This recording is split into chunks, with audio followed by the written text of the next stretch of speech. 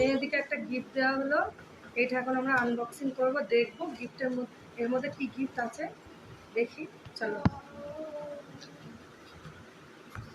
খুলতেই পারছি না, খুব টাইট করে দেওয়া হয়েছে। চলো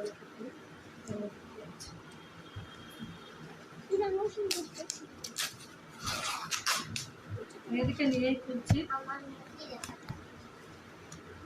তো আমরা এমনি অকেশন ছাড়াই মাঝে মধ্যে বাচ্চাদের গিফট দিই। তো এটা মেহেদির সারপ্রাইজ ছিল, আর মেহেদির দিদির সারপ্রাইজটা মেহেদির দিদি বাড়ি এসে আনবক্স করবে। এটা মেহেদি একা খুলতে পারবে না, ব্যস্ত হয়ে পড়ছে দেখার জন্য যে এর মধ্যে কি আছে। তো আমি খুলে দেখি। এই দেখো মেহেদি কি খুশি এটা পেয়ে। আর যেহেতু ও এডি সেহেতু এরকম খেলনাগুলো দিলে ওর অনেক কিছু লার্নিং হবে।